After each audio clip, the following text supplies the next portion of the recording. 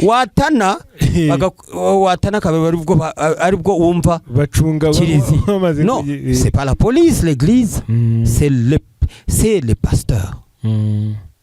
Ntago ari police ngo baze kuguhana, ahubwo bakabaye ako kantu ndagakunze. Ariko se wavaje n'intama, utegereza ko intama zijya zirohamo, zijya kona cyangwa zikiroha mu kiyaga, kajya kurya nk'isombe kandi itaragenewe kuri. Oya, nta muhanzi utakwisangamo hari, ariko ngewe kubera ko ndi mukuru nzi umuco wa kiliziya, nari nzi nyine ko no kuva kera nari kanze numvise mbonye biriya. Ndavuga nti se noneho bakangutse kubera iki? Eske ntabwo bakangutse trop tard? bitinze? Eske hari icyo bizatanga? None se ko bahereye ku bahanzi nibura abazima dufite, bari indani muri kiliziya cyane, babica mu mpaka, abantu batajegajega mu muzika. Nuza uriya muhungu wacu nuza Oreste we ahubwo ni umwana wo gufelicita biteye ubwoba ko ni umwana ufite imyaka mike. Yewe muzi namumenye muri Regina Pacis aza kuncurangira.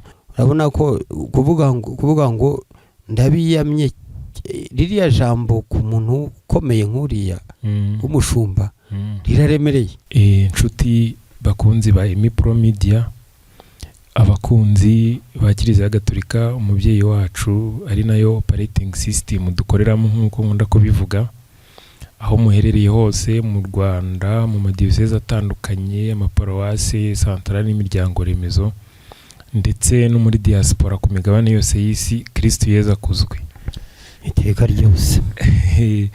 Murabona ko uyu munsi ntusanzwe, ni uw'ibyishimo. Twakiriye, mwahoraga mumbwira ngo nzabazanire nkubone Yezu nkubone. Hari n'abari bazi ko iriya ndirimbo kubera ukuntu ari nziza ngo ari Imana yayiremye, ngo yayiremanye n'ibindi.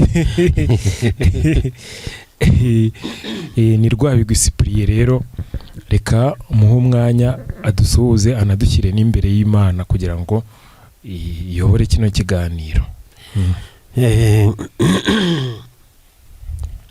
Bakristo bavandimwe, Kristo Yezu akuzwe.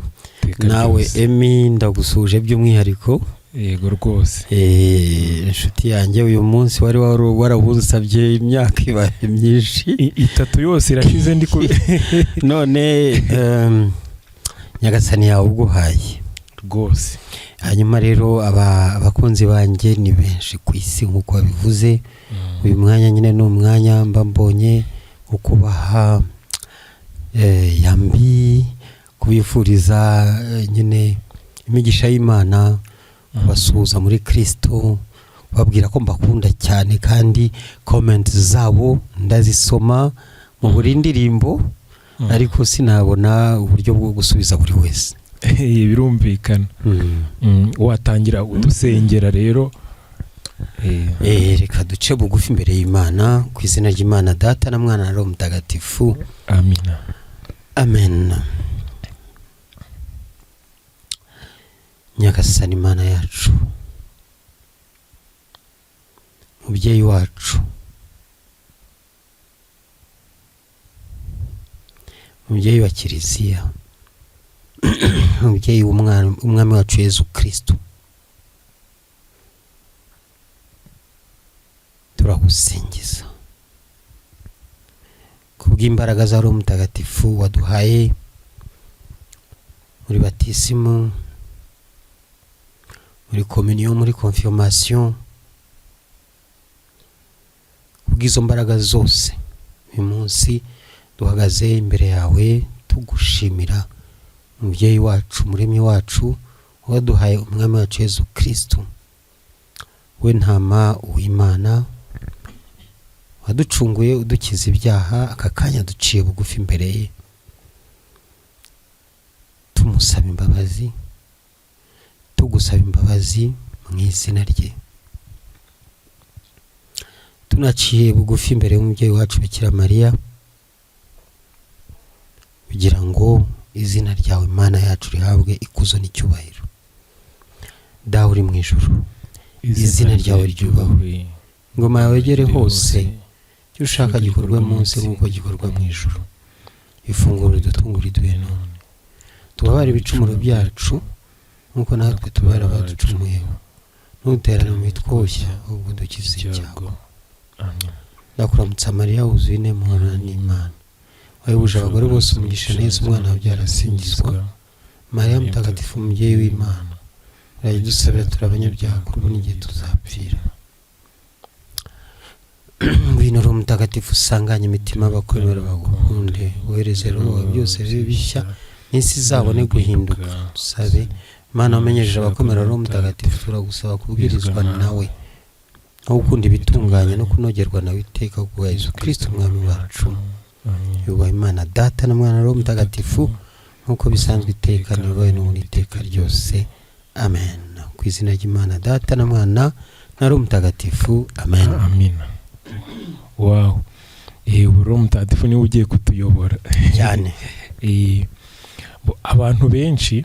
Abantu benshi ndetse nanjye mbere niko byari bimeze. Abantu benshi bakeka ko uri umusaseridoti nyine. Banyita padiri. Bakwita padiri. Nari kuri Patches TV banyise padiri. Nyine ubwo kwari kugira ngo utwibwireho gakeya nyine nko kugira abantu bamenye se uri padiri, uri umurayiki nyine muri makeya nyine ni nk'akantu ka presentation nyine. Bon, nkuko ubizi wabivuga nitwa Rwabigwi Cyprien, ariko kubera iriya ndirimbo nkubone yatwaye isi yose umutima, barayishimira bayigira yabo, basigaye banyita nkubone kandi nkabyakira neza. Kubijyanye no kuba padiri cyangwa umurayiki, ndi umurayiki mubisi cyane. Wujuje ibyangombwa nkuko nawe Emi uri umurayiki. Na rwose Wenda tugatandukanira kuri rya jambo usanzwe uzi byimbitse. Uraryibuka? Ndaryibuka. Mbwira nk'amagambo atatu uzi arimo ibyo bintu. Ubutumwa bwimbitse, yogeza ubutumwa ryimbitse, isengesho ryimbitse, guhinduka byimbitse. Aho gusa niho hari difference, niho hari tandukanyirizo. Ubwo wowe umurayiki wimbitse cyane ariko niko bimeze. Wonse neza. Wonse neza muri kiliziya. Wow, wonse kwibere rya kiliziya. OG. Hari umugani ujya uvuga ngo iyi si guhaye ngo kwibere wonka vuba kuko si nyoko. No kuvuga nawe kiliziya yaraguhaye itonka vuba cyane. Muri yanjye nonse byinshi n'ibyo utazi. Yego. Ngewe nzi nyine ziriya ndirimbo zose za nkubone n'izindi zose nyine Dieu est fort. Ariko cyane cyane nkubone nyine zose zikomoka nyine kuri iryo bere wonse. Nabanje kwimbika nyine. Ngizo za misa ntasiba. Ngizo gukunda amakorari n'udukorari. Bankiri peti muri primaire umwaka wa mbere wa kabiri kugeza magingo ya nkiri muri kiri nkizumva. Na ziriya zose muhimba byose nabikurikira.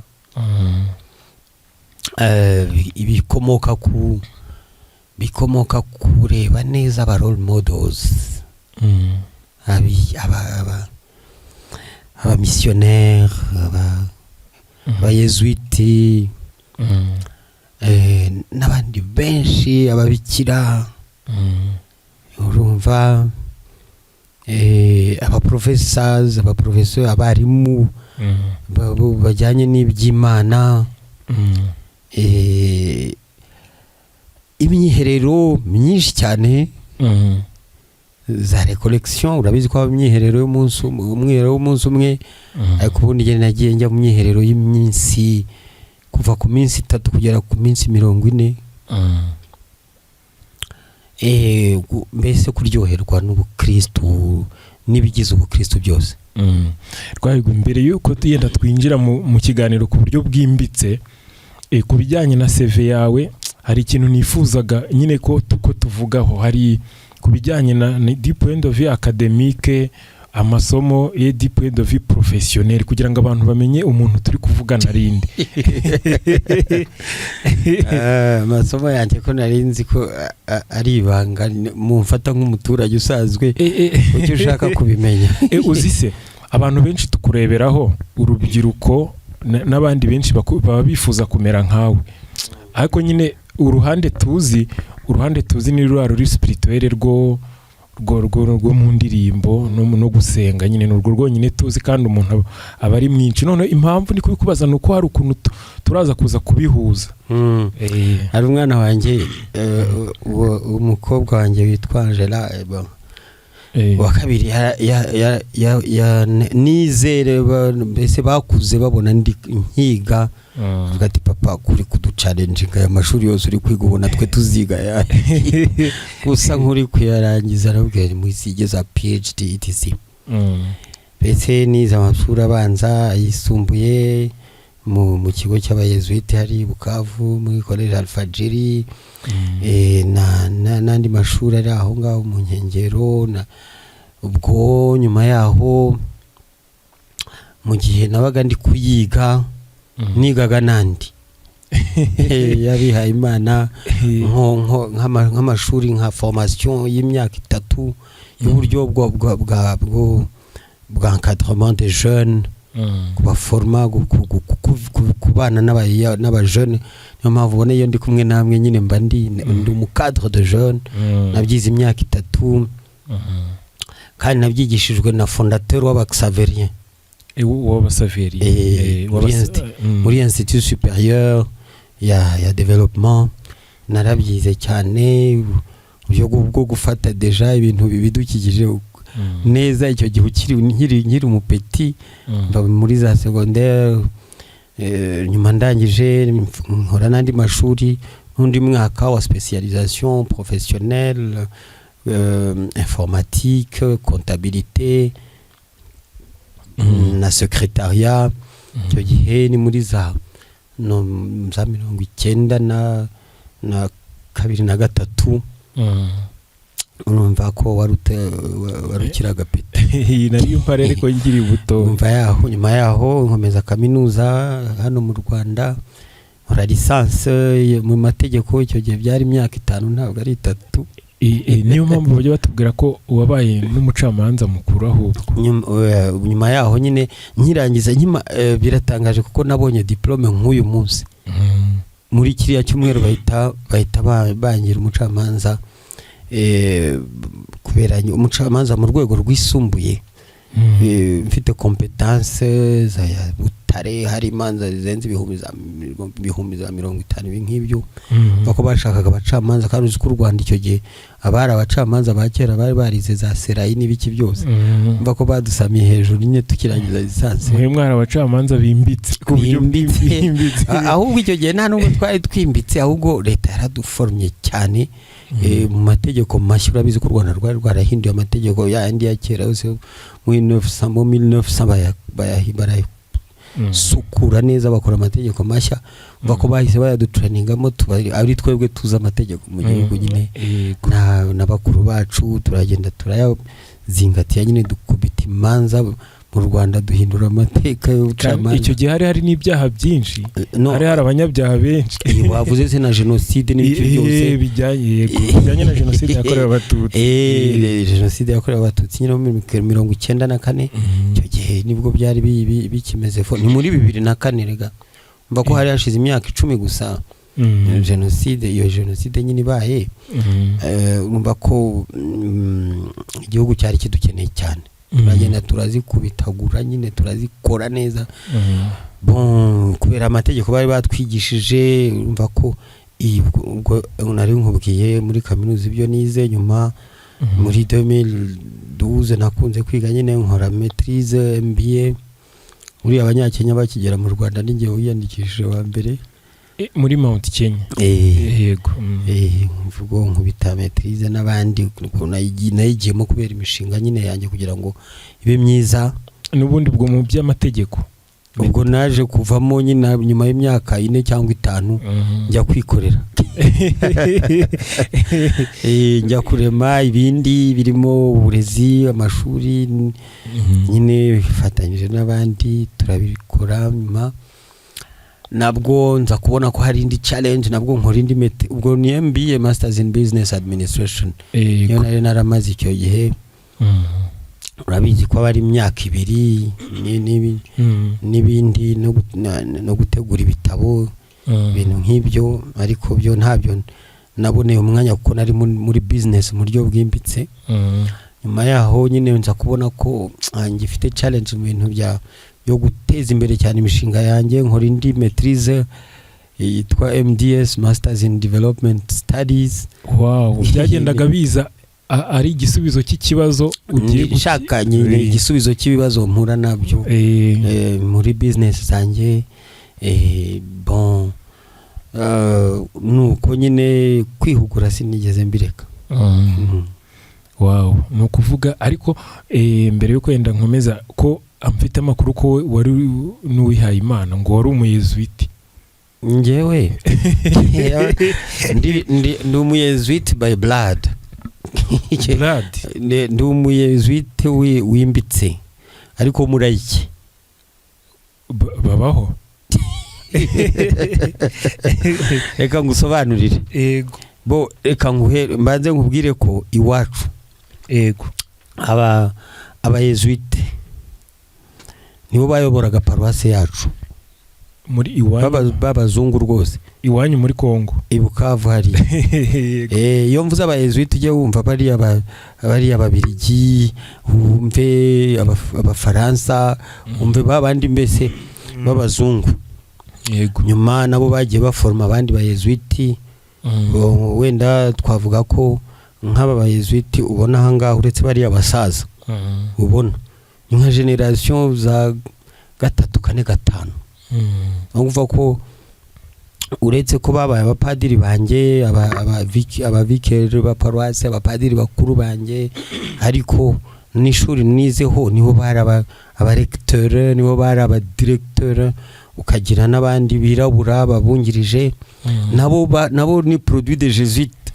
Kuvuga ko icyo gihe urumva ko ishuri ubwaryo Collège Alfajiri ni ishuri rya mbere muri Afrique Centrale. Rinini cyane ryicaye nko kuri hectare hagati ya 5 n'6 bon zirarenga nka 10 rwose. Bari bafite formation nyine. Urumva ko ni ishuri ryatangiye ari ry'abakoloni b'abazungu. Yego. Nyuma batangira kwakira bantu bakomakomeye, abagavana, abaguverineri n'abandi bacuruzi bakomeye bo mu mujyi nyine wa Bukavu. Nyuma batangira noneho urumva ko nyuma ya colonisation bahise batangira no kwakira n'abandi. Urumva ko twebwe twari nka generation za nyuma zari zitangiye guhura nabo bazungu ku buryo abo abanyigishije nigishijwe n'abayezuiti b'abazungu muri ya classe de spécialisation professionnelle. Yego. Bon handi baba abadirecteur no mu ma formation spirituelle cyane nibo bagiye banyigisha.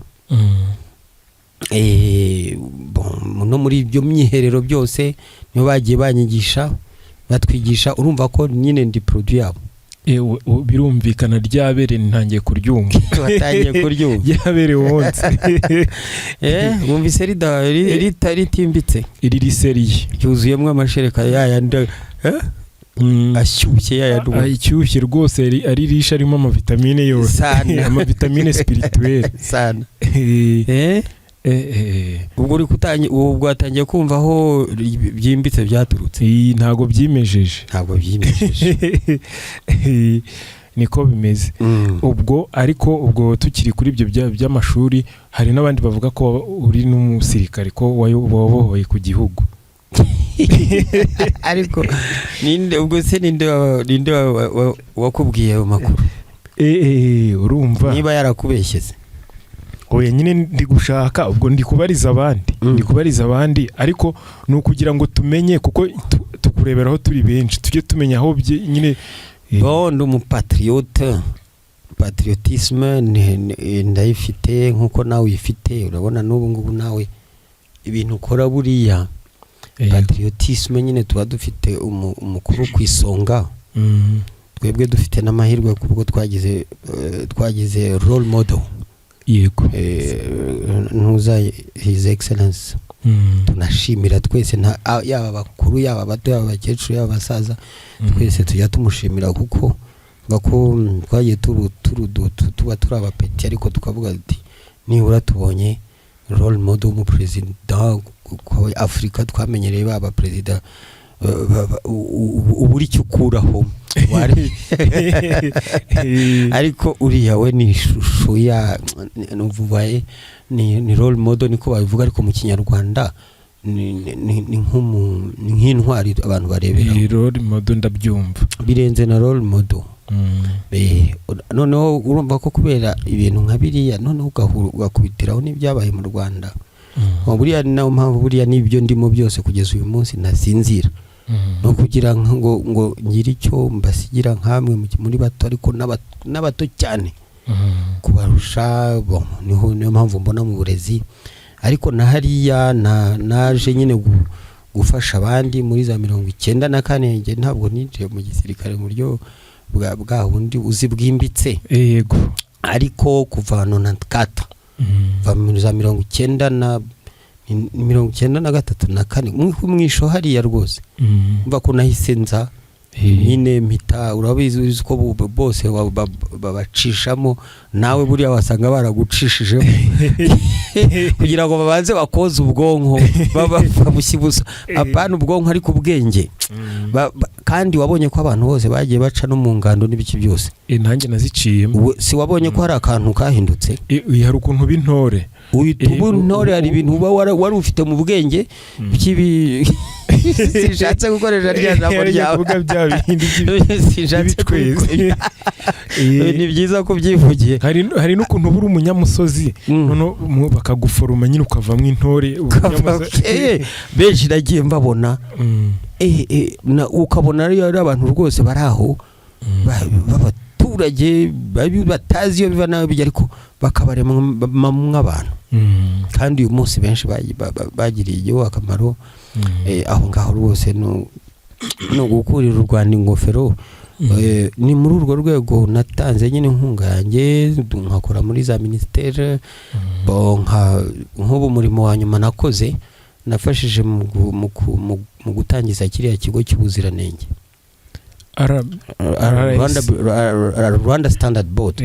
Ariko tugitangira cyitwaga Office Rwandais de Normalisation, Rwanda Bureau of Standards. Yego. Twakoranye na Professor Munyangarizi n'abandi bantu nk'umunani turagishyiraho neza ubundi His Excellence araza dukora mu ntoki. Wow. Urumva? Nawe n'umugisha yagukoze mu ntoki agusigira umugisha nawe ukumva ubaye agatwari nawe kubaye. Niyo mpamvu ngiye nyine nahagurukiye kumufasha ariko ngiye nca mu zindi nzira z'uburezi. Urabona ko ntabwo ibintu byose yabijyamo ngo bishobora. Ntabwo yabishobora. Ubwo ngubwo aho ngaho bitugejeje tumaze kuvuga ku buryo rwabigwi ku buryo buri academique none twinjiye muri profession. Ngiye mba numva ngiye bikorwa bya ndabizi hari ibyo nzi ariko mba numva nyine abantu babimenye gukora ababire bakagira ngo byarimejeje ntiba nyine tuba dushaka kukureberaho.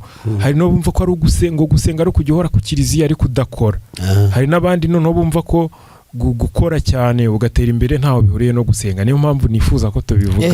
Ntabwo birahuye ugomba kuba ufite umutwe hagororotse no mu mutima hagororotse. Yego. Mu mutwe ni ubwenge ariko mu mutima ni kwa kundi ko kuvuga ngo ntabara abanyarwanda atari ugufata imbunda gusa ahubwo ari ukuvuga ngo nshyireho ni settingemo program ni settingemo projects ziri sustainable zifite aho zitangirira naho zikomereza.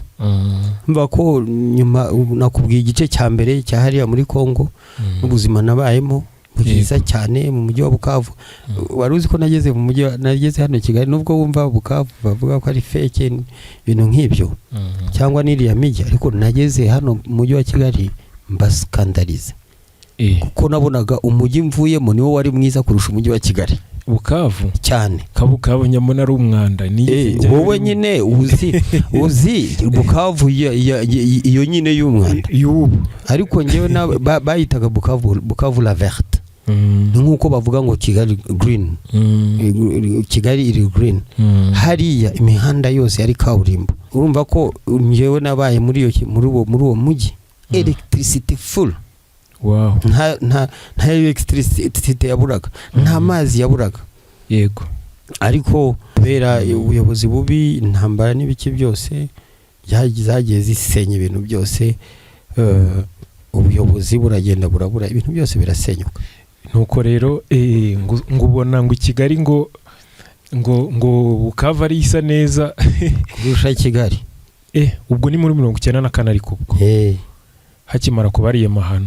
Yes, yari 94 hariya nyine. Ubu rero ngewe nukuvuga njyayo, impamvu nakubwiye ngo nabonye ari umwanda, urumva ko umusaza yarakoze his excellence, kuko Kigali mbamona nta handi hantu heza ku isi haharuta. Bon, niyo mpamvu buriya ngewe mwita intwari, kuko ntabwo twazajya tuvuga umuntu ari uko yapfuye. Bon, ari uko so gupfa no gukomeza ubundi buzima. Ariko ngewe mfatira n'urugero rworoshye cyane. Nk'ubu rimwe namanutse hariya Kacyiru niyambukira ndi muri sport. Yego. Njya Nyarutarama, njya mu misari ya Saint Dominique.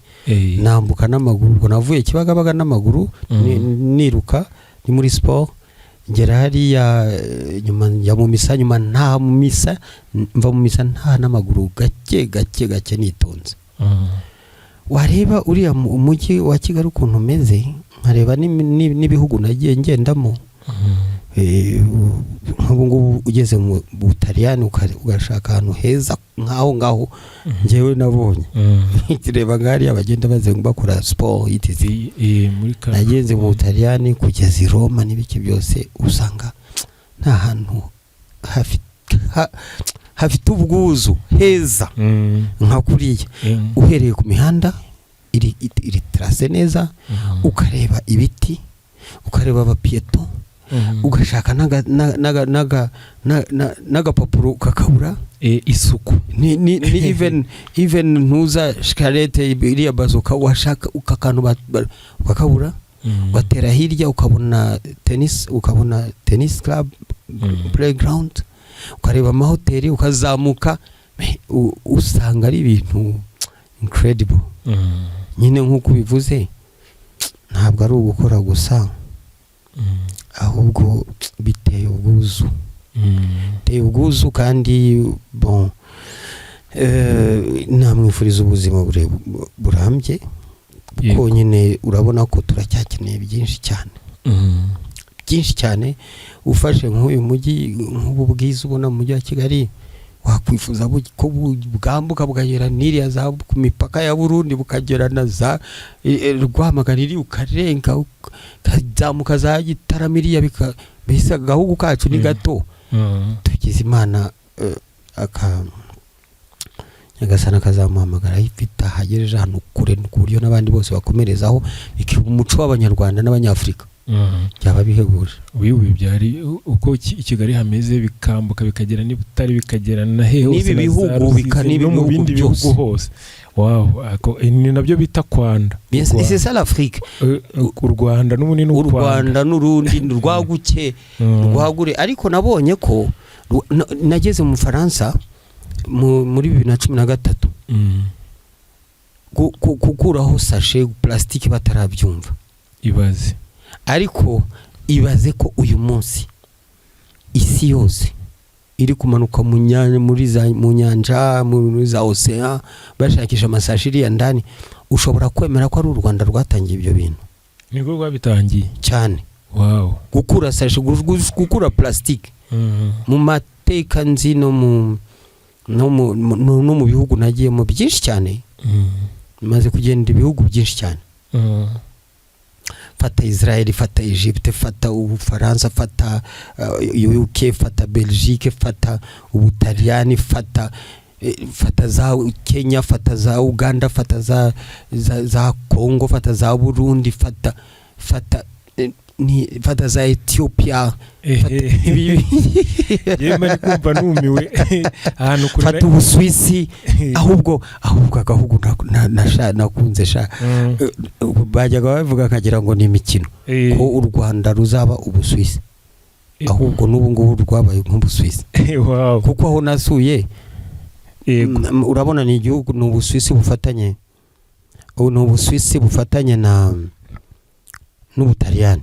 yego n'u Rwanda neza, ubwiza bw'u Rwanda uretse ko hariya nyine ni biri kuri standard, ni nkuko wakogosha uwo musatsi wawe imisozi. kandi iyi misozi twe tutinya ngo abantu barubaka mu manegeka, reka bo barayizamukamo n'imihanda ya kaburimbo n'amazu barubaka nk'iriya misozi yose ubona ya jari n'ibiki byose bakayipasura bakinjira munsi bagaseseramo. imihanda iri munsi no hejuru hose barahaca. yego twari tugiye guhita tugera turi kuvuga duhereye ku byo bayezuiti no kuri kubyo kuba waratanze umuganda wawe mu kubaka igihugu, tugiye kugira noneho kuri wowe ku giti cyawe ku maproje. nzi ko ufite ishuri nyine ryitwa Madame Mary n'ibindi nyine nibyo nifuzaga ko watubwiraho nyine. Madame Mary ni ishuri riseri, nge ndashaka no kuryamamaza, ahubwo ako ndaryamamaza numara kubivuga. Madame Mary ifite amateka cyane akomeye. urumva ko ni imishinga n'ubundi nari mfite kuva kera ndi muri communauté. alors hari icyo nakubwiye kubijyanye n'ubuzima bwanjye spirituel. nagiye mba no mu miryango mishya nka kuri ubona communauté de l'Emmanuel. nigeze gushemina cyangwa se kuba umucommunautaire imyaka. hari ni communauté yavukanye na communauté de l'Emmanuel, cyangwa se iyo communauté yavutse mbere yabanjije kwitwa communauté de Lion de Juda, nyuma yaho yitwa communauté de Béatitude. donc ni même génération n'izi communauté za Emmanuel. yego umva ko icyo gihe bari baje yabaga mu Faransa, bari baje kuyitangiza i Bukavu, turayisheminamo abashaka kuba abapadiri n'abashaka gukomeza ari abalayiki. ngewe nasheminnye nyine nk'umulayiki. nayimazemo imyaka hafi 4 cyangwa 5. ndi umucommunautaire nyobora n'amalode n'amavepre n'amakompli n'ibiki byose.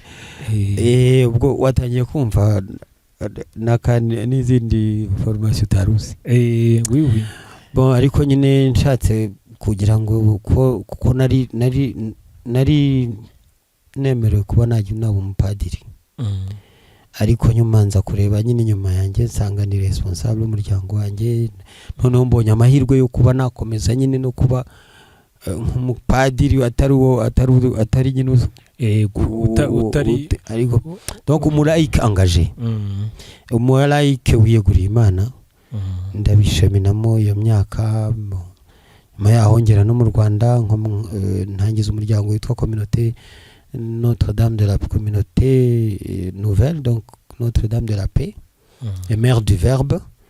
ari kugira ngo tubiba amahoro mu Banyarwanda ko wabonaga abuze rwose. ni naho wakomotse yakora yitwa Notre-Dame ya Kicukiro.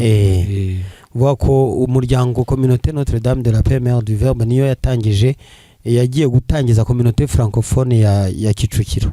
yego duhita dutangiza nyine na chorale Notre-Dame de la paix. bon icyo gihe nari mvuye muri Saint Michel, naho nyuma ya jenoside twatanze umuganda cyane kuko iriya chorale le messager du Christ nayiyoboye mu buryo buri spirituel et technique mu gihe cy'imyaka 8. yego donc de 2015 jusqu'en 2003. non de 95 kugeza 2003 2013. Donc une affaire de non 13 2003 2003 naratangiye muri 95. Umva ko naravuye hariya njya gutangiza communauté francophone ya Kicukiro hamwe na communauté yanjye. Ntabwo twari benshi, twari abantu bari nk'umunani twatangije hariya Kicukiro na padiri waje kwitaba Imana. Iriya communauté francophone nyine irakomera, na korali irakomera, iracyariho kugeza ubu. Yego ndabyumva. Ubwo nyine ubwo wari uri gukomeza umbwira kugeza ubwo aho igitekerezo cyo kuvuga ngo yenda ukora ishuri aho cyatumye. Exact. Bon, urumva ko muri iriya mishinga nakubwiye nari mfite, natekerezaga mu bijyanye n'ubuvuzi bose muri dreams zanjye z'ibyo nziga. Nashaka kwiga medicine, amategeko, wenda hakaza n'ibindi bya polytechnique n'ibiki byose kuko nari narize math physique. Bon, urumva ko nyuma yaho nyuma ya math physique naje gukora n'uburezi. Donc nakoze candidat libre y'uburezi imyaka hafi 2, ndambura na diplome y'uburezi. Donc urumva ko ndi umutete. Donc urumva ko nashaka nari mfite ama projet menshi, agro élevage, tuvuge pharmacie ariko izavamo nka centre de santé clinique. Ifite dushaka ubutaka Kicukiro barabuduha, nashatse kugura hariya nka 3 hectares no hafi 5. Ariko nyuma haza nyine abandi bari abayobozi icyo gihe, nabo bari twarahasuraga twese, barahatwara. Nyuma nyine mvuye mu bucamanza nibwo nge na madame twakomeje kureba hariya muri Goboka. Nyuma twabona ubutaka barabuduha mu gihe ku ideni mu gihe cy'imyaka 7, ponza kubwishyura mu gihe icyo gihe kitaragera. Hariya madame yari nyine ariko nyine urumva ko ryatangira agashuri bana 23, ufite umwarimu umwe, ufite directrice umwe, ufite umu assistant umwe, ukodesha inzu, nishyura n'umushahara wanjye w'ubucamanza. Nuko byatangiye burya. Nuko byatangiye. Donc abazajya babona ari baryabaye igitangaza bajye baramenya ko bitoroshye. Babona ama etage ubu ngubu bari kuzamuka bakagira ngo niko byahoze. Nta nubwo twari dufite, nta nubwo wumva ko twakodeshaga inzu 150. Iyo mwigi iyo twishito abana bigira, abo bana 23 bigiragamo. Urumva ko icyo gihe kubera ko ibintu byabaga nyine ubona bitameze neza, madame akajya gushakisha hanze. Nanjye ngasigara nishyura umwarimu umwe, umu assistante n'umurezi utekera. Umu assistante adahembwa, ari umwarimu uhembwa. We ari kwitanga. Ndetse uyu munsi niwe vice coordinatrice wa maternelle muri Madame. Uwo wari umu assistante namwohereje ku ishuri, yari umu humaniste, muri licencié. Urumva ko ni ibintu nyine ni bya bindi nyine u Rwanda rusansibiriza abantu kuvana mu maboko, kugira vision, kurota ibintu nk'ibyo. Inzozi zabaye impamo. Ariko ntizirarangira kuko nyine nabona ko Mother Mary ni ishuri rikomeye ryatangiye. Ubu mufite abanyeshuri kandi mwatangiranye nka 20 abangaye, none ubu mufite benshi. 23 kandi ari crèche na maternelle. Wumva ko aho ngaho muri maternelle habaga hari nk'abana tuvuge muri abo 23 hari nka 15 babiga maternelle ya mbere, ya kabiri, ya gatatu. Nyuma yaho naje kubategura neza nyine. Bara graduatinga umwaka ukurikiyeho baba 87, ukurikiyeho baba 182, ukurikiyeho baba 282, baza kugera muri za 470. Uyu munsi bari mu gihumbi hafi 500. Kandi icyo gihe twari muri national. Ubu ngubu ni dufite programme y'Abafaransa n'Abongereza gusa. Cambridge. yes programme français n'abongereza. Iyo nkuvuze programme français na programme ya Cambridge murabizi ko ni programme y'abongereza irangiza na diplome yitwa GCSE, General Certificate of Secondary Education. Ariko twebwe kubera ko ari mpuzamahanga twongera International General Certificate of Secondary Education. Wow. Ko twigisha nk'abongereza. N'amadiplome ava mu Bwongereza. Wow. N'ibizamini biva mu Bwongereza. Donc twe turigisha gusa. Ariko urabizi ko u Rwanda rwigeze kuba totally anglophone. Yego. Ariko nyuma baza kuduha ushaka kujya muri international. Bako nge nahise nepuza cyangwa se mfata programme y'Abafaransa. Nyishyira muri maternelle as it is in France. Bako hariya nagiye nzenguruka Ubufaransa bwose hafi. Ukwezi kumwe n'igice ndi kureba ko Abafaransa bigisha utwana twiga ibikoresho n'ibiki byose. Mva ko navuyemo iyo nza kumodeliza no kuvuga ngo reka nkore programme imeze nk'iyo bari kwigiramo nka école française zose. Mva ko ikigo cyacu nyine cyaje kuba hano mu Rwanda reference y'izo programme.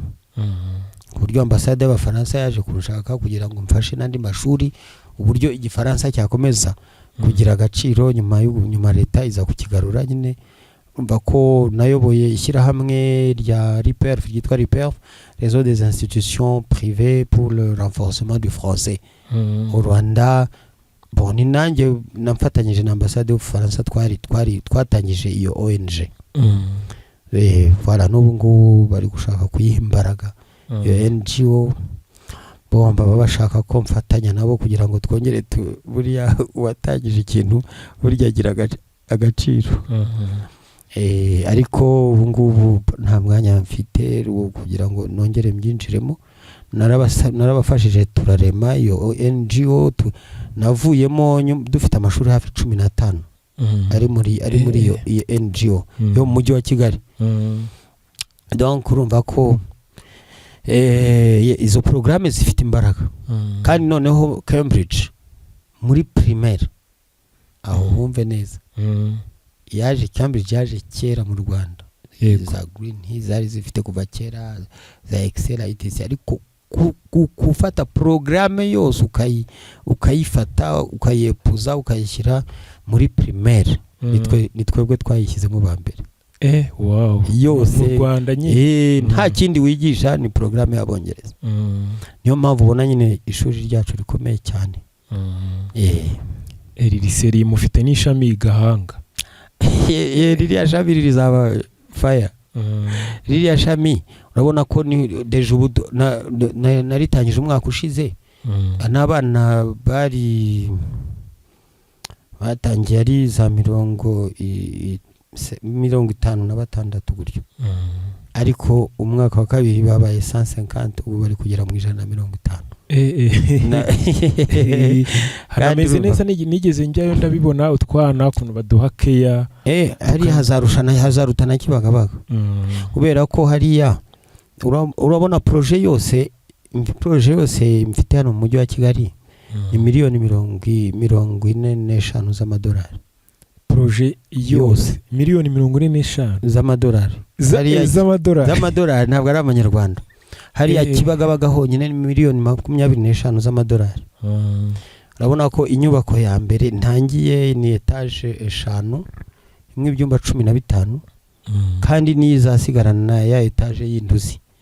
Biriya bindi byose tuzabisenya twubake amagorofa etage enye 5 6 kuko 6 niho umujyi wa Kigali niho batubwiye ko tugarukira. Nyuma yaho Gahanga ho zajya miliyoni 20 z'amadolari. Kumenye ko ho ni nkaho azaba yikubye kabiri kuko Kibagabaga ni hato kandi ni imisozi. Urabona ko haracuramye. Ariko Gahanga ho ni harashashe. Twashyira maternelle, primaire, secondaire na institut supérieur. Imyuga urabona ko hari iriya programme y'Abongereza uko yubakitse. Urangiza secondaire mu wa 4. Mu wa 4. Ariko uriya mwana wo mu wa 4 abafite ubumenyi kurusha n'umwana urangije segondere hano mu Rwanda. Buriya mwebwe barangiriza mu wa 4? Yes. Ariko ndakubwira ko igitabo cya business uriya mwana yiga mu wa 4 no mu wa 12 kiruta ibyo nize muri maîtrise. Ibaze.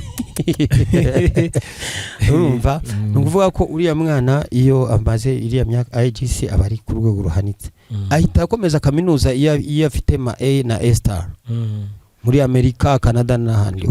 Mu gihe abandi bo babanza gukura ngo za equivalence n'ibindi anyina bize bisanzwe zino ntuza zacu zisanzwe. Bien sûr, kubera ko iriya programme izwi ku isi yose. Urabizi ko abongereza ni nabo ba shareholders batangije ziriya za Harvard muri Amerika. Zigenda zikura.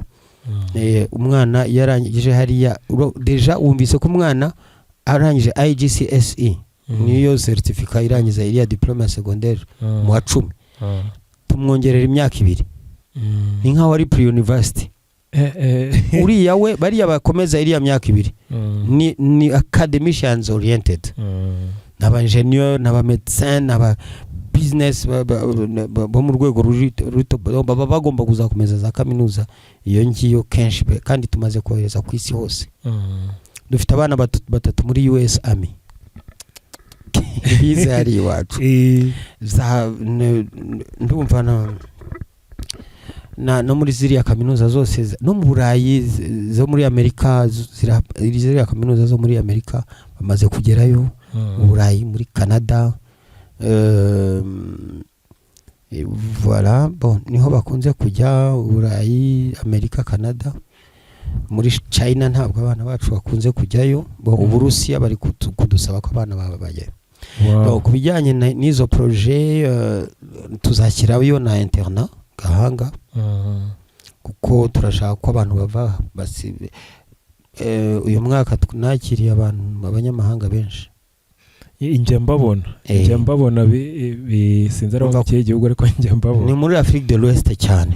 Ariko bava n'ahandi muri mu Burayi, za Amerika na Canada. Kenshi nibo n'abanyarwanda baba baragiye barabayeyo bataha bakaza bakiga. Dufite abahindi, dufite abasomalia, dufite abachinese, dufite ama nationalité, plus de 40 nationalités. Umwaka ushize twari dufite 35 nationalités ariko buzariyongera imbundi zirarenga 40. Hariya rero Gahanga urumva ko hazajya iyo interna kugira ngo hakurure nziza, kugira ngo hakurure abanyamahanga bazaku shaka abana babo baza kwiga mu Rwanda. Nabo bajye baza tuhashyire n'amahoteli n'amacentre d'accueil meza. Ku buryo baza bakabona aho barara, aho baganira n'abana babo. Twashyire piscine nziza, twashyire entertainment events nziza. Nk'ubu ndashaka kuhashyira tent ishobora kwakira abantu 1000. Nagari n'abatekinisiye Dubai bazaza kuyihashyira. Ni ibintu tundi twinshi. Inshuti bakunze ba Emi Pro Media, abanyarwanda n'abanyarwandakazi mudukurikiye, ndagira ngo mbakundishe ishuri arimo kutubwira rya Rwabigwi Cyprien ryitwa Mother Mary International School Complex. Siko ni gutyo, Mother Mary International School Complex. Nyine riri Kibagabaga ni Gahanga. Ubwo abafite abana bashaka ko bamenya ubwenge mpuzamahanga, kuko batanga ubwenge mpuzamahanga. Turaza gushyiraho na nimero zawe abazabishaka. Ndakubwira iyo ushyiraho. Uraza kumbwira iyo nshyiraho. Ariko se bon barahazi, ahubwo bajya kuri za website bakandika Mother Mary International School Complex. Ahubwo wa mugani ntuza social media zanyu mufite Mother Mary TV, Mother Mary TV channel mushyiraho ubuzima bw'ishuri, bahita babibona byose, bahita bigisukira. Ahangaha reka wenda tuvugere ibindi byatuzinduye. Ariko icyo impamvu tubivuze urabona Rwabigwi ukunda gufasha abantu cyane, ukunda gufasha abantu, amakorari na kiliziya ugaterera inkunga. Amakorari menshi warayazamuye, natwe twese wagiye utuzamura. Buri wese afite ukuntu mu buzima bwe mwahuye wamufashije nanjye by'umwihariko ndanagushimira umaze kumpemba kabiri kandi byangiriye akamaro ariko hari n'amakorari menshi cyane amakorari menshi cyane wafashije na za kiliziya na kiliziya irabizi kuyifasha abantu icyo nashakaga batazaba bagira ngo babyimejeje ni nka Yesu nyine uba wakoze nicyo nashakaga kuvuga ahubwo umuntu ashatse yavuga ngo tiye le pain de vie uri umugati utanguze uri nka Yesu uwo ni Yesu ntabwo ari jyewe sha nawe ariko icyo nshaka kuvuga hari abantu muri iki gihe bateye bameze nk'abafarizayi birirwa bavuga ngo ngusenga ngo Imana ngo izagira gutya na gutya urumva kandi Yesu ku gihe cye yarazaga niba urwaye nyine akagukiza iyo ndwara niba ushonje uri kuroba akakubwira ati shyira hariya urabibona nyine niba abantu bashonje buriya uzi ko nta bantu bakiraga ibintu nka Yesu amaturo n'ibiki byose nk'uko wabonye igihe cyazamuka Yerusalemu nyine umunsi wa mbere ya Pasika ya Passion ye urabona ko abagore bashashe ibitenge n'amashami n'ibiki byose buriya batangaga n'amaturo ariko menshi cyane ariko urumva ko ntacyo Yesu yatungaga yarabihaga abantu bakarya yabihaga abantu amafaranga Yuda akayafata agatera muri poshe nyine n'ibindi burabizi nawe uzisomo nagukuyeho tureta twinjira kuri partie spirituelle tugiye kujya kuri partie y'indirimbo yawe partie spirituelle isomo nagukuyeho ntago Imana n'abandi babyumve Imana hari abantu bagomba kuzapfa ari abakene kubera iki kubera ko Imana iramutse bahaye ibintu bahita barimbuka ariko utangiye kunsetsa urumva wowe yarabiguhaye bakarimbuka kubera ko Imana ibahaye ibintu Imana ishobora kuguha ubutunzi nk'ubwo bwawe bwose byonyine izira miliyoni yarumbwiye uzitekereje mu kinyarwanda ntabwo zakurira mu mutwe nuko uzivuze mu cyo zakurwaza isereri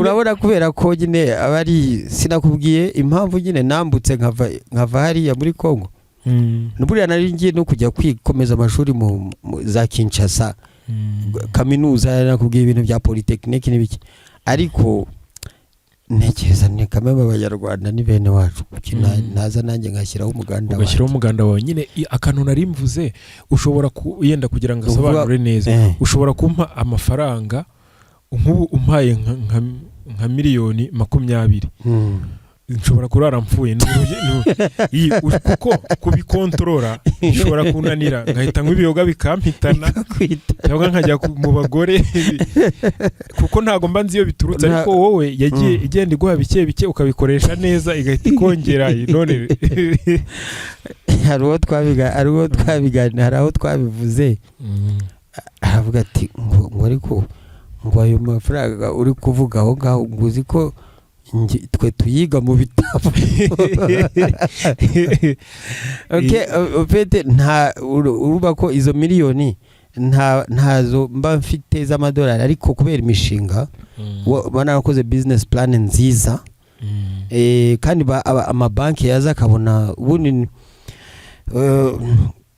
nashaka gukorana n'amabanki rimwe yo hanze kubera ko nyine imishinga yabaga iremereye ariko ubu ngubu mu Rwanda hari amabanki ashoboye imishinga iremereye nk'iyo ngiyo nka za Beka ntabwo bakangika n'iyo mishinga za BRD ntabwo bakangika n'iyo mishinga iyo basaze nyine uri smart mu mutwe mu bwenge no mu mutima utari umuriganya wowe baraguha amafaranga nta kibazo kuyakoresha neza ukishyura nyine nibyo navugaga byandi by'Imana yikorana na za Beka na za Beri reka tujye kuri partie tukuzi tumaze kuvuga ku buryo buri académique et professionnel none kuri partie spirituelle tukubona nk'umuntu ukunda gusenga kandi wahimbye indirimbo nyinshi cyane zihagarariwe na nkubone nyine reka tuvuge kuri ikindi kibazo kuri ibyo ndakikubaza nyuma tubanze tuvuge kuri parite nyine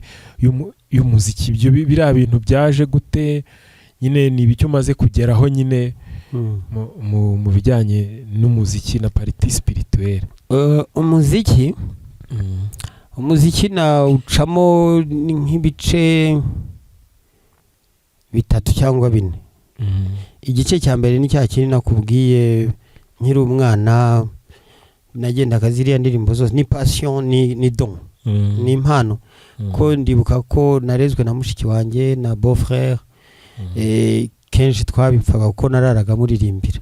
Indirimbo nabaga numvise nk'uko nguko, ukajya muri Saint Michel cyangwa Regina Pacis ukumva korali yaririmbye neza, ngataha nyiririmba, nimugoroba ngakora akazi nyiririmba, rimwe na nijoro ngiye kuryama, nk'uko turi muri iki cyumba bari muri kiriya kindi bakumva ndi kuririmba, ariko we ntabwo ugira umwanya wo kuririmba no guceceka. Donc ari cyo gice cyo kubwana kugeza ku myaka 16 n'irindwi, ubwo aho ngaho turi muri za 87. Kuva aho ngaho nahise, icyo ni igice cya mbere cy'ubwana. Igice cya kabiri no gutangira nyine imiryango remezo. Ubwo natangiye umuryango remezo mu mujyi wa Bukavu, nyobora igice cy'indirimbo. Mba ko nagiye cyane, icyo gihe nari ntaramenya amanota muzika, nagiye ariko nari très fort mu gufata indirimbo zose mu mutwe, ubundi nkazi reproduce, nkazigisha neza. N'ingoma ujye ubona akagoma kanjye buriya ni kuva nkiri muri za 80 na 7, 8, 9 kugeza muri za 90. Hari imyaka 2 nahise ntangira korali mu buryo buri professional. Twatangiye korali yo mu bayezuiti nyine muri college Alfajiri, muri 89 twahise dutangiza korali komeye cyane. Ubu ngubu bifite abanyamuryango bari hagati 150 na 200. Mva nyuma yaho maze niho natangiye kwiga amanota muri za 89 na 91. Nahise ntangiza indi korali muri paroisse yanjye. Noneho urumva ko aho hari mu bayezuite, yego ishuri nizemo hari Grande Chapelle nka kuri ya Christus iri hari. Aho niho twangitangiriye ikorali iri nka professionnel, yari irimo aba petit seminariste, baza Mugeri na hehe. Umva ko twara abantu nka 7-8, yego twatangije iyo korali. Ko des amis nkuko nawe ugira izi nshuti zawe nkuko watangije ibingibi na All Star biki. Yego nyuma yaho ntangiza korali muri paroisse yanjye ya miryango remezo yose. Turayihuza, barayihuza kuri paroisse, dukora umwiherero w'iminsi 3. Baravuga bati iyi miryango remezo yose iravamo korali ya paroisse. Bahita bayimba. Wow.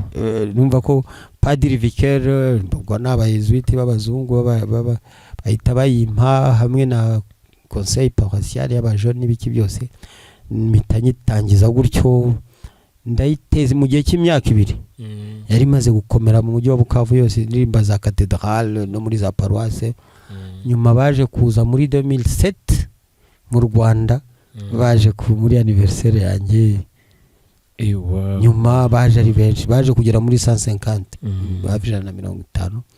Mva ko iyo yari korali yanjye ya gatatu. Hari ya indi yo mu muryango remezo, hari ya indi yo muri college, hari niyo ngewe muri paroisse yanjye. N'ubu ngubu ikaba ariyo yatumye ngikorana cyane n'abariya Bukavu. Mfite amakorali 3 nkorana nayo hari. Kandi koko hari n'igihe bajya baza kugusura cyangwa bakaza muri concert. Muri 2019 baraje, twakoze concert turi 250 choristes, 250 muri convention. Ndabyibuka. Mva ko aho ngaho niho navuye nyine nza mu Rwanda. Nibwo 94 nahuye na Messager du Christ. Nayo kubera genocide yakorewe Abatutsi muri 94, nasanze nyine yarasenyutse. Haza abantu hari hararokotse kamwe uwari president, uwabaye president imyaka myinshi kugeza n'ubakiriho agishyigikira. Arambwira ati Cyprien dufashe. Ubwo nari mfite n'inshuti zanjye zajyaga kuhasengera, sinzi ukuntu bamenye ko mbizi. Hari indirimbo yabananiye yitwa Sentez voir nous t'aimons, sans te voir nous croyons et nous exultons de joie Seigneur.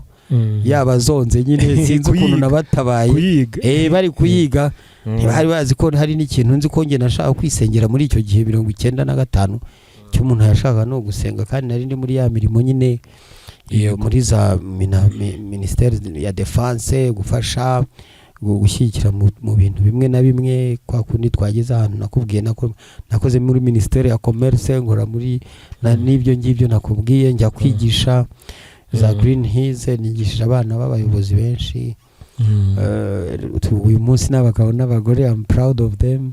Wow.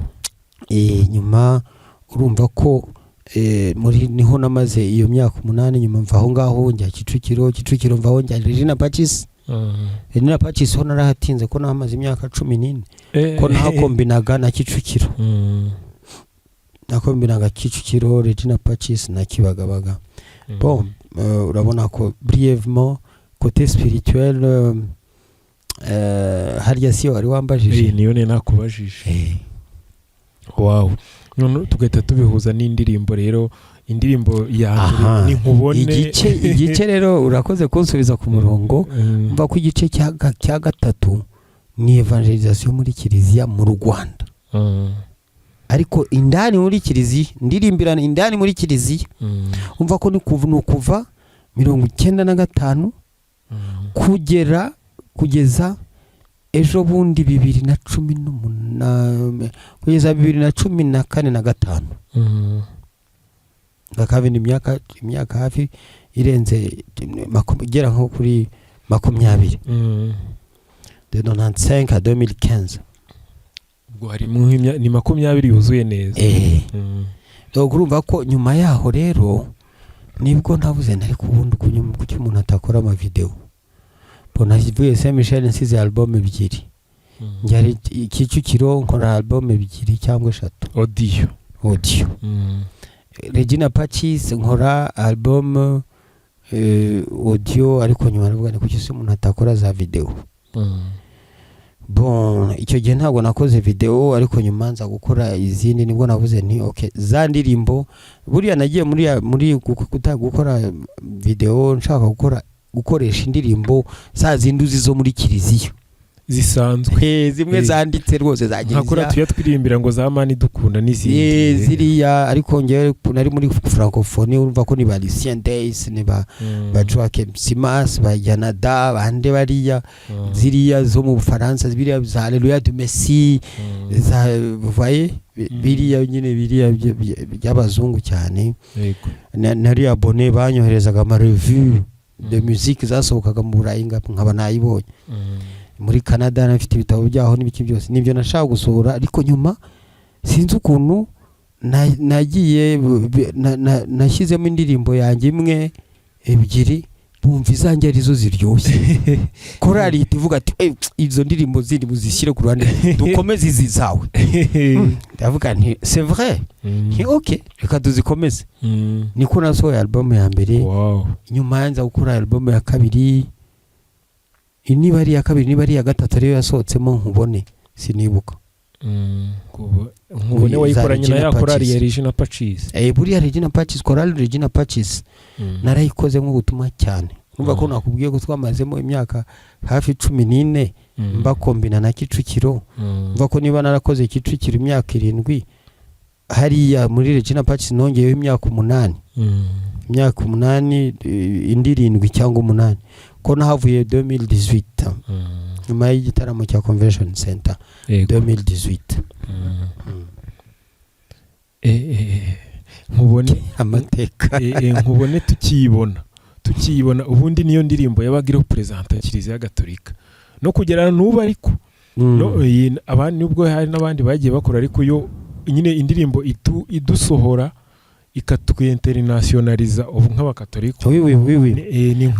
Urabona nabibonye nejo ubundi nkora igitaramo muri Regina Pacis hari ukuntu umwanya watujyanye ndavuga ni okay reka dufate indirimbo 5 nibagirwa nkubone abakristo bahise bahamagara ba MC mugende mu mutubwirire nkubone ntiburemo itatu tuyishyiramo nyuma igitaramo kirangiye niho nabonye ko iriya ndirimbo ikaze n'ubu nabonye ko ikomeye kubera urabona kuri abanyarwanda bose d'abord barayizi n'utwana tuto tw'imyaka 2-3 ariko iyo ubona kuri YouTube kugeza na n'ubu itrendinga niyo ejo bundi ndi kubyanaliza ndi kumwe na Oreste niyo ndirimbo ya mbere y'abakatolika ifite views nyinshi nkubona cyane niyo ifite nyinshi kurusha nanjye nawe urebye ejo bundi mbonera kugera muri za 7 million oya nta yindi yirusha mu Rwanda kandi uzi ukuntu indirimbo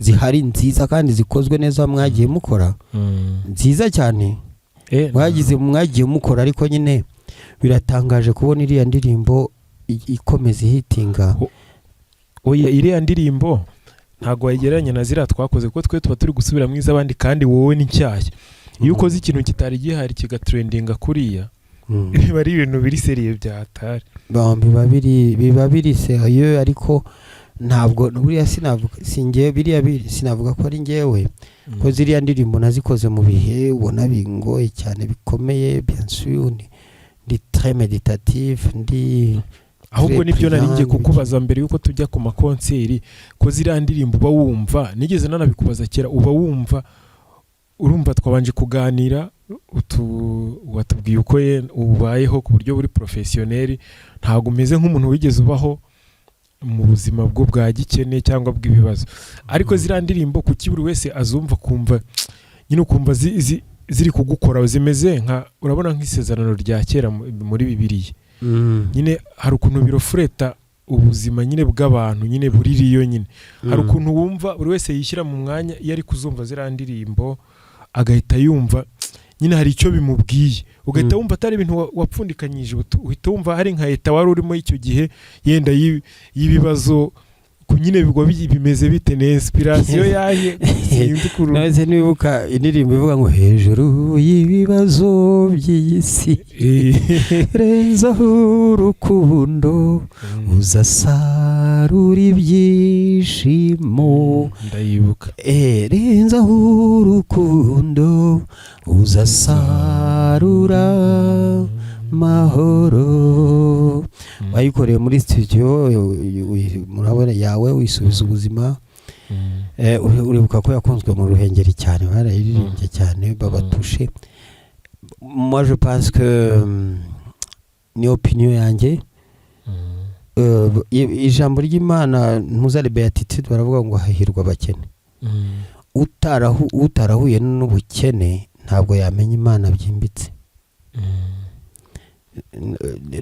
kuko uribuka ko n'aba Saint François d'Assise barabakira ariko kugira ngo bimbike mu Mana babanje kwambara ubusa rwose bajugunya bya bindi byose by'ubukire ku bushake cyane nka Saint Augustin kundi Yezu bigabije urupfu ku bushake cyane mu Butaliyani nageze ahantu Saint Augustin yarari aho rwose yatangiriye ubutumwa aho yubatse hari na paroisse aho hantu naho kwa Saint François d'Assise bon sinabonye umwanya uhagije wo kuhageraho ariko ubona ko Imana ikunda abakene twabishaka tutabishaka ndetse na wa wundi wita ko ari umukire iyo atihinduye umukene ntaho bahurira n'Imana ko kenshi abantu baba gukena ntabwo mvuga bwa butindi cyangwa iki ngo nukugaragaza ko ukeneye Imana kubera ibintu ukennye umva ko njyewe j'étais orphelin de père et de mère imfubyi kuri papa no kuri mama wanjye ni mushiki wanjye w'imfura maze papa na mama niwe wabanje kwitaba Imana nyuma haza kwitaba Imana papa nkiri agapeti bose ntabwo mbazi neza ntabwo simbazi umva ko mushiki wanjye yahise antwara nyine mu mujyi niho natangiriye amashuri niho nafungukiye amaso menya ubwenge ariko urumva ko kuba naragize ababyeyi nabaye revolte njya muri muri spirit y'ubukene gukena n'agahinda ibintu nk'ibyo. Ariko nyuma kubera ko ma grande sœur na mon beau frère ntabwo bigeze bantandukanya n'abana barumuna banjye ba mushiki wanjye, ntacyo nigeze mbaburana. Zari revolte nyine za zindi z'icyana nyine ndabyumva. Ariko nyuma naje kumenya nyine realite z'ubuzima, ndiyakira, ahubwo ntangira guhoza abakene, ntangira guhoza imfubyi, ntangira wenda naho hava uwo mutima. Ariko urukumva ko warumva ko nzi ubwenge, najyaga mbyibazaho nkibaza kuba ikiza ndirimbo ziri sensible cyane, bifite aho hari n'indi ntuzi ivuga ngo c'est parce qu'il a souffert qu'il peut réconforter ceux qui souffrent de la souffrance. Exact. Urumva ko nawe ubuzima bwawe bumeze nk'ubwa Yezu gutyo cyane kubera ko cyane ko na nyuma yaho mon beau frère yaje kwitaba Imana, mushiki wanjye aguma ari wenyine veuve kugeza uyu munsi afite ariko ari mu myaka za 70. Ntabwo yigeze yiremariya kandi umugabo we yapfuye afite 36 ans. Mvuga ko icyo gihe naho twarastragolinze mu mujyi wa Bukavu, Igoma naho tujyayo tumara imyaka 2 turastragolinga. Icyo gihe hari inzara yitwa inzara ya Kakonto. Kakonto no kuvuga pate jaune, nako Kakonto ni nka pate jaune. Iyo nzara yigeze ibaho muri za 90 na karindwi za 90. Ego. Iyo ngiyo ubwo ntabwo twe tuyizi niyo muri Kongo. Ntabwo ariko ni inzara ubona nk'ubu crise financière zigakubita za Amerika gaca hose. Nkuko inzara ya Ruzagayura. Buriya ntabwo yari mu Rwanda gusa. Wiwi ubwo ngubwo tugana turi kugenda dusatira umusozo w'iki kiganiro. Reka tuvuge ku makonseri, ide yo gukora amakonseri. Urumva warabanje urabanza ukora ubutumwa nyine mu buto bwawe, ukajya ufasha abantu no mu miryango remezo hose, mukaza no kuyihuza ikavamo korari. Ugeze i Kigali ugenda ushinga n'amakominote. Kubera iki igihe cyageze nyine inspiration yavuye kugira ngo uvuge utereka yenda ntangire ngero mu nkore n'amakonseri.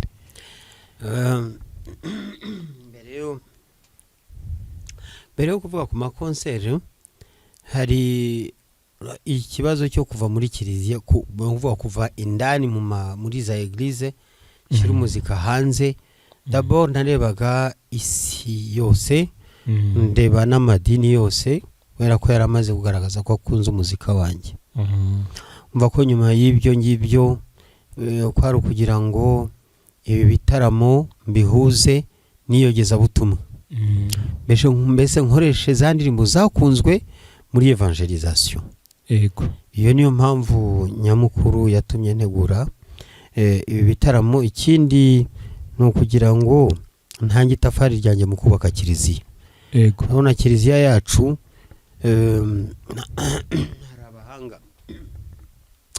hari abahanga badatinya kuvuga ko iri kurindimuka.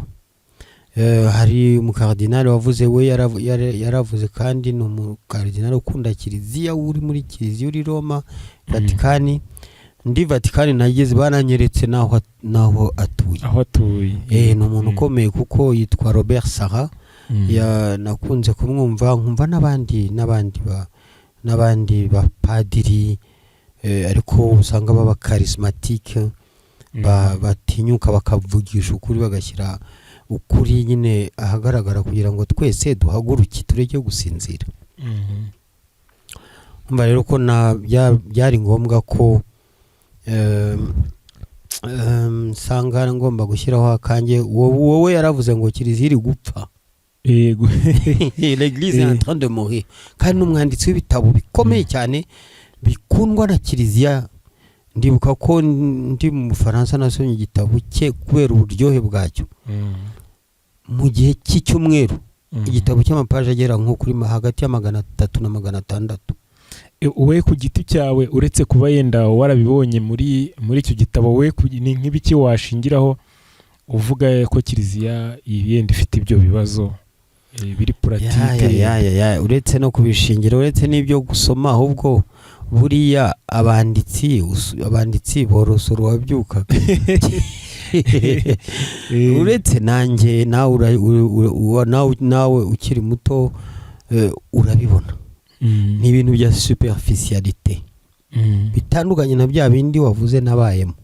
Yego, superficialite ubwo ni ukuvuga ni ibintu bitimbitse, nyine ibintu byo gucishaho biri bya formalisme mu gifaransa cyangwa mu cyongereza biri formalisme. Usanga bitari deep, ntabwo urabona Kristo wenyine ni deep, Kristo wenyine ari imbitse muri kamere ye, mu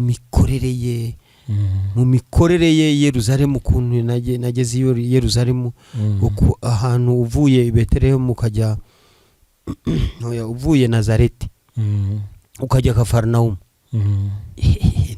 ni nko kuva ukajya Cyangugu n'amaguru. Narebye umusozi yakoreyeho iminsi 40 ya jeune yo kwiyiriza. Emi, reka nkubwira akantu natekereje. Ushobora kwemera ko iyo ubonye uriya musozi d'abord kuzamukaho ubushyuhe degré bari degré zigera nko kuri 50, kuva mu nzu ngo ujye hanze hoya ni uvayo wirukanyira mu nzu ziba ziri ventile, nyine ventilators biba birimo ubukonje. Yatumye ntekereza ko uzi ko ryabuye ukuntu yarirebaga, ashobora kuba yarigize tentation yo kugira ngo arihindure umugati. None cyase kibi kiraza kivuga bikore n'ubundi urashonje. Reba ahantu uwo musozi yurebye, barambwiye hari n'utumodoka umuntu akoresha azamukayo akajyayo, ariko nanze kuhajya. Ubushyuhe kwanza buri ahantu uri, none ukibaza ubushyuhe bugere iriya kuri izo restaurant ziri hagati y'umusozi. Fata nka jari uyikube nk'inshuro 2 cyangwa 3. Jari nayigezeho ntago yoroshye. Noneho nk'ariya jari turi niho hari amaresitora, kongera ukazamuka nk'igice nka jari indi ukagera noneho aho Yezu yakoreye isengesho rye. Ukareba biriya bintu, ukareba uko Yezu yabayeho, ukareba n'ibyo twiberamo, ukareba iby'intumwa zabayemo, ukareba ibyo twiberamo, ukavuga uti se buriya ntituri muri illusion. None wagera ku bakristo b'abarayiki gatolika ukasanga bari mu zasabwe, ni nkaho basinzire, ni nkaho batewe ikinya. Noneho ukavuga uti okay, turebe n'abo bashumba bacu. Urabona ko de toute façon uko byagenda kose hari ukuri tutagomba guhunga. Bavuga ngo umweru uva ibukuru bucya wakwiriye hose.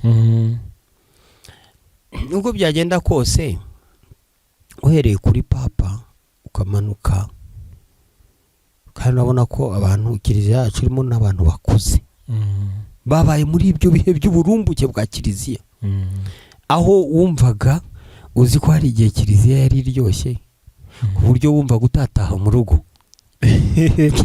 Ukumva ko babwira ngo ni mutahe, nyine ngo wiyuriye umuryango remezo, mwasangiye umuryango remezo ijambo ry'Imana, mwaririmbye, mwabyinnye, buri wese yazanye ibyo kurya iwabo. Kandi koko kera ngo kiliziya ya mbere gitangira no kubyara bimeze. Bien sûr, ngiye binkubwira nabibayemo, tugakreye umwiherero w'umunsi umwe kandi utari uteganyijwe. Muri uwo mwiherero abapadiri bakabazanira imigati ibunganira, amaju, ibyo kunywa, bakabaha umwana wakennye bakamuha imyenda. Bon, icyo gihe urukundo rwarajejetaga muri kiliziya. Donc urumva ko birumvikana ko ahantu hatari urukundo no muri Mother Mary buriya wari uzi ikintu gituma ishuri ryacu barekunda urukundo. Ibyo byo nabyemera kuko na nyiraryo arwigiramo. Wowe ntukajya ukabya. Oya bari byo ntago bari gukabya. Urabona urukundo rurarema, urukundo rutanga ubuzima, urukundo rurakiza, urukundo mbese urukundo kiliziya yacu gatolika imwe itunganye iyo soko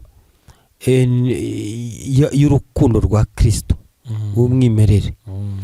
Ujya wowe urabizi wize za seminaire tradition ugeze tradition ndabibona ugeze i Vatikani noneho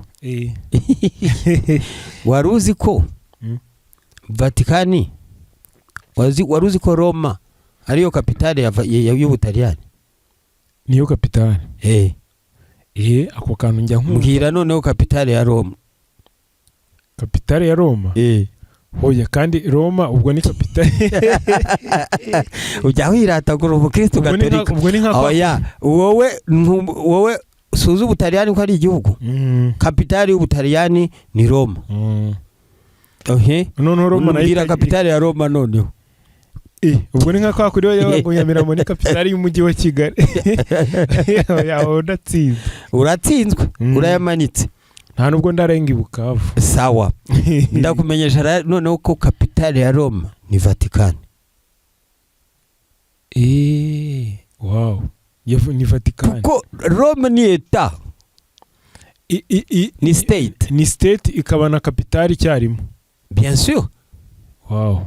Urabona ko Rome urabona ko Ubutaliyani bwageze ahantu burukora za conquête bushaka no kwigarurira kiliziya etc, ariko bageraho no ngo basinya niba ari za concorda ni nk'amasezerano ko aho ngaho bari bageze batera barekera aho ngaho bakaharekera Vatikani gaba state eta akaba ari ibikontorora nako Rome akaba ari ibikontorora. Rome kaba igihugu nk'uko u Rwanda ari igihugu. Urabizi ko papa afite abambassadors n'ibiki bose abari president bariya ba nonce apostolique. Noneho ubwo uragura kuko nakumenyesheje ko Vatikani ariyo kapitale ya Rome. None se uzi siège ya parlement ku isi hose aho parliament ikomoka wapi? Ni Roma. Uzi aho ifaranga ryaremewe? Ni Roma. Ni Roma. Monnaie ibyiza byose bivi Roma. na amateka yanditse ntabwo ari amagambo. Demokrasi uzi aho yavuye? Wapi? Ni Roma. Ni Roma. Dirigé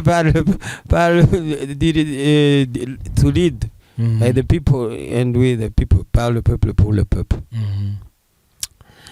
Donc na éducation n'ubuvuzi. En fait Rome yibye civilisation yatwaye civilisation yibye civilisation Egypte.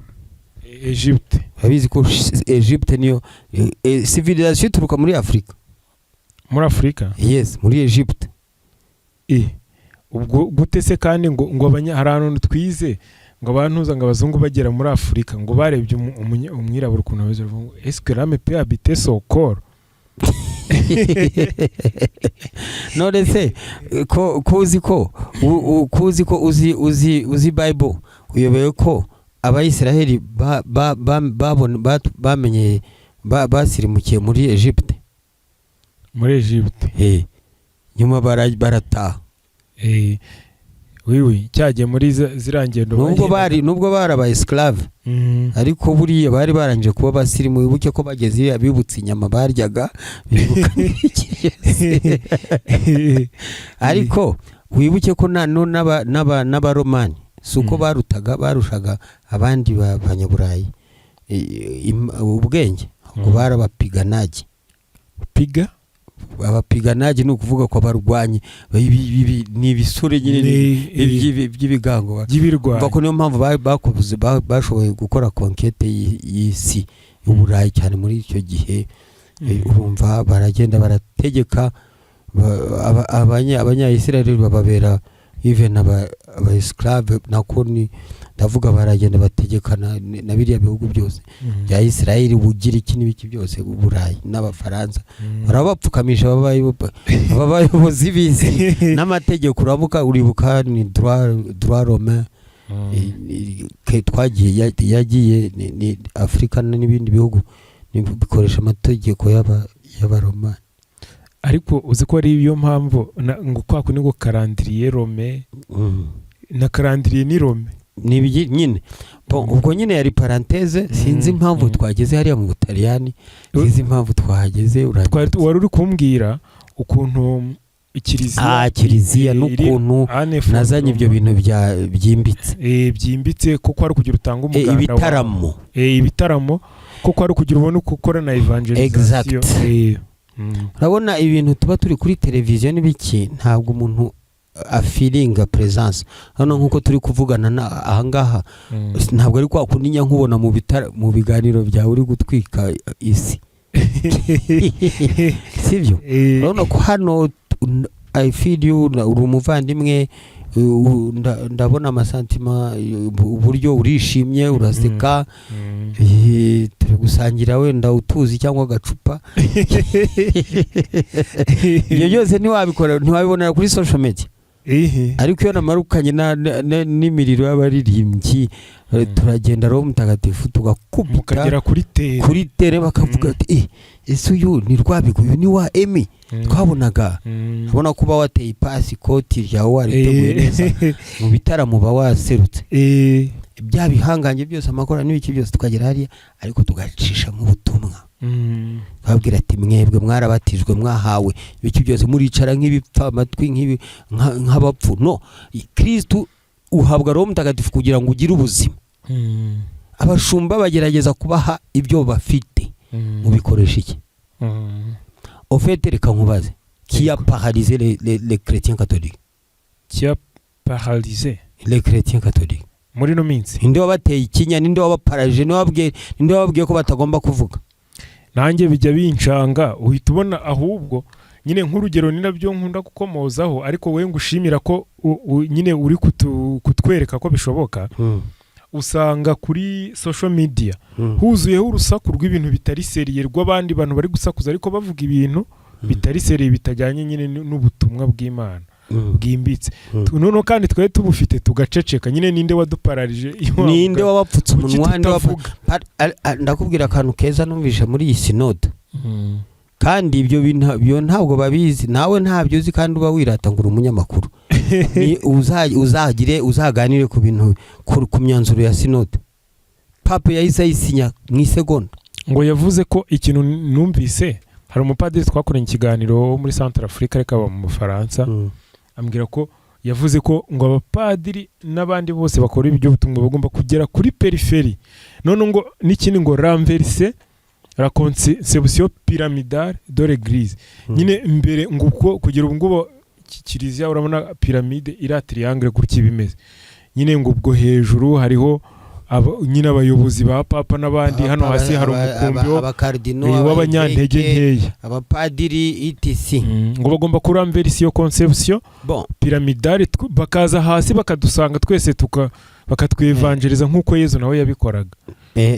Birashoboka kuko nko muri paroisse yacu urumva ko bafite za gahunda nyinshi zo kumanuka mu maparoisse ariko nuko nyine na cardinal yabishyizemo imbaraga wacu. Ariko njyewe iyo mvuga mbavuga Église universelle ntabwo mbavuga u Rwanda ubu nkubwiye ikintu gikomeye cyatumye nahagurukira iyi evangelisation njya nabibwira n'abashumba nababwira nibura twebwe muri Afrika turacyahanyanyaza mais comment est-ce que uburayi bwageraho ubupfa christianisme igapfika iyo uvuze kiliziya gatolika buriya uvuze na christianisme kuko n'ubundi n'abandi bari muri christianisme abenshi bakomoka kuri kiliziya bien sûr Église catholique niyo mpamvu mugomba kwitonda n'abandi bose bakitonda tukareka imikino. L'Église catholique si l'Église catholique meurt.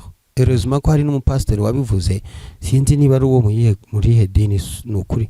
Gitwaza.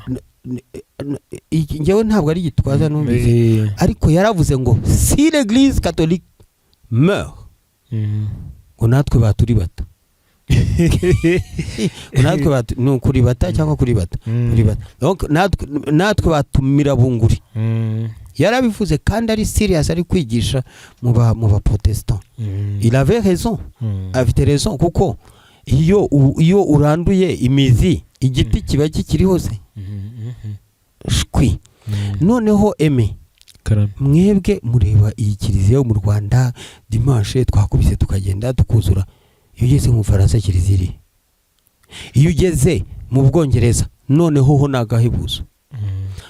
Nashatse kiliziya gusengeramo uziko nari mu Bwongereza rimwe nagize chance ngera ahantu famille iri nyine bajya gusengera bafite ka paroisse bajya gusengamo wageramo kagira ngo ni isoko barasakuza icyo gihe nari ngiye guhaguruka ngo ngiye imbere mfate mikoro babwiye nti stop this is a church ariko akantu kantangaje padiri akinjira bose cwi bahise batangira gutera indirimbo ariko mbere bameze nkaho bari ni isoko ntabwo buba nyine ndani kiliziya noneho mu Bwongereza Westminster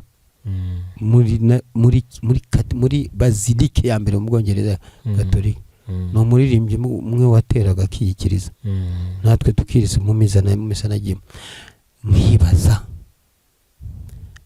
kiliziya nibona icyo kibazo abashumba ntibabona icyo kibazo papa wacu we urabizi par la Bible ni tout pouvoir m'a été donné au ciel et sur la terre et moi je vous donne tout pouvoir sans réserve icyo muzafungura kwisi kizafungura icyo muzazirika kwisi kizazirikwa urumva iyo pouvoir ariko kiliziya ifite ndabyumva kugitinya kuyikoresha kandi biri wa mugani kandi biri serie niba duhere n'ahandi wari kumbwira ngo ibintu byaturutse amafaranga administration toutes les puissances mondiales niho kuki batabikoresha wa mugani reka ngo akantu gasekeje papa yagiye muri za Emirates za Dubai ubwo sinanakubwiye na za Dubai ko hose ko mbana nakanaje ariko barishakira n'amakuru yagezeyo avuyeyo bahinduye umunsi wo kuwa gatanu wabaga ari konje bawushyira ku cyumweru yes use bisobanuye uvuga ko fete dimanche y'abayisilamu yari ku cyumweru ariko bahise badopta dimanche yacu wow kubera ko yagiye n'ubu konje Dubai ni dimanche ntabwo bikiri vendredi urumva iyo puissance urumva ko afite pouvoir tumaze kuvuga. Oui, mais l'Église catholique a plus de 3 milliards. 3 milliards de chrétiens. Urumva abo bantu se muri miliyari 7-8 urumva badafite ijambo.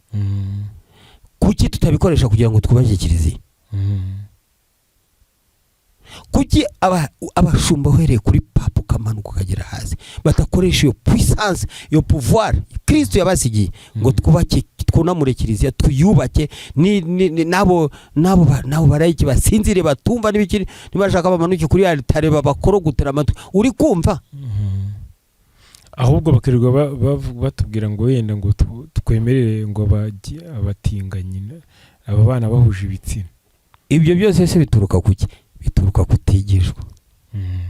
Bituruka kuri za ntege nke. Kuko wa mugani hari izi za secte se zituruka he? Mu minsi yashize ntago nyine twasoza ntabikubajijeho hari itangazo ryagiye rinyura ku mbuga nkoranyambaga zitandukanye.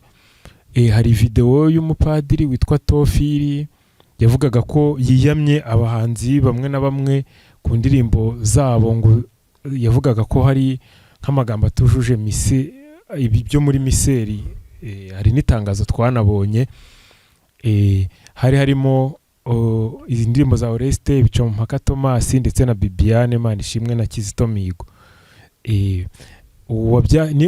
Warabibonye cyangwa ngukinireho? Ariko menya warabibonye, ntabwo waba utarabibonye. Ntako umuhanzi yabura guhura na kariya kantu.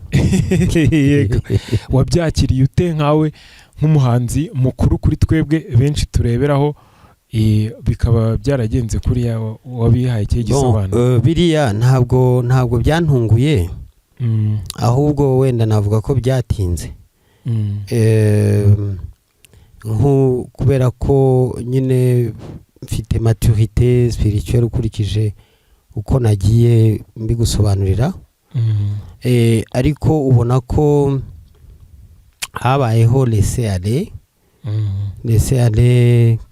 muri kiliziya cyane, uretse na mbere yo kugera kuri aba ngaba bahagaritswe, nk'uko nanjye wenda nari kwisangamo, cyangwa nawe uririmba bemera Yesu Kristo. Urumva ko nta muhanzi utakwisangamo hari, ariko njyewe kubera ko ndi mukuru, nzi umuco wa kiliziya, nari nzi nyine ko no kuva kera hari abantu bashinzwe za discipline sacrée bashobora gukurikirana ibihangano by'abahanzi n'ibiki, ariko byari nkaho bitari bihari. Kuko ngewe kuva natangira muri za 1995 nk'uko nabikubwiye, ntabyo nigeze mbona. Mba ko nabaye nk'utunguwe, cyangwa se narikanze numvise mbonye biriya. Ndavuga nti se noneho bakangutse kubera iki?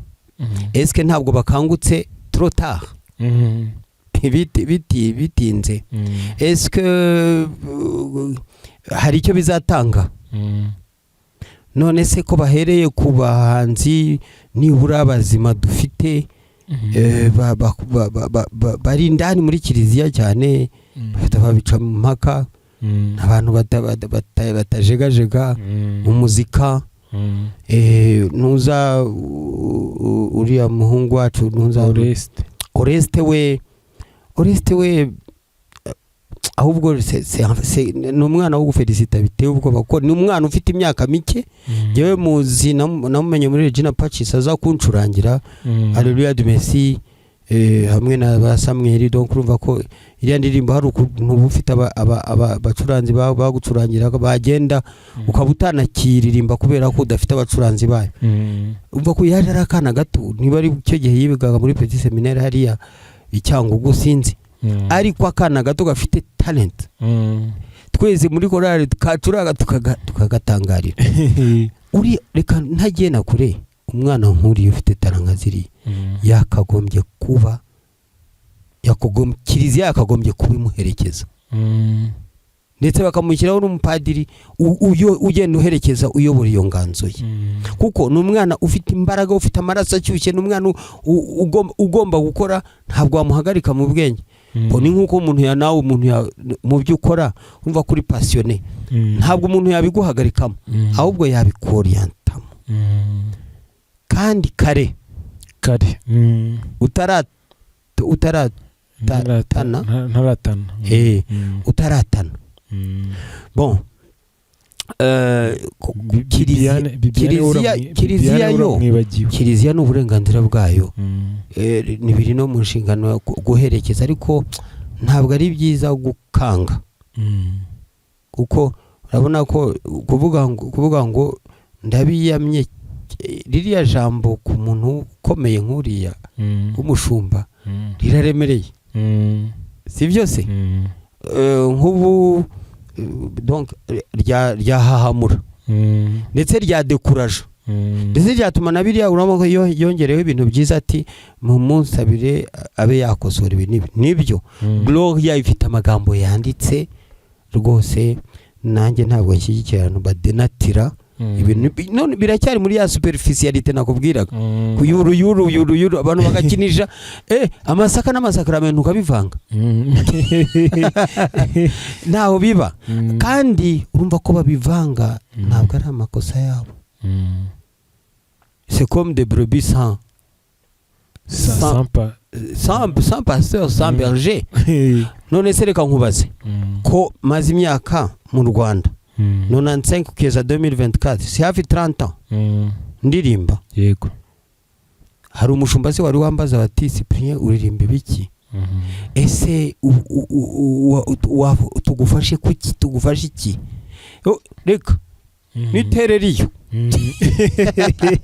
watana kabari aribwo wumva bacunga no, c'est pas la police, l'église, c'est le pasteur. Ntago ari police no ngo baze kuguhana ahubwo bakabaye ako kantu ndagakunze. Ariko se wavaje n'intama utegereza ko intama zijya zirohamo zijya kona cyangwa zikiroha mu kiyaga cyangwa kurya nk'isombe kandi itaragenewe kuri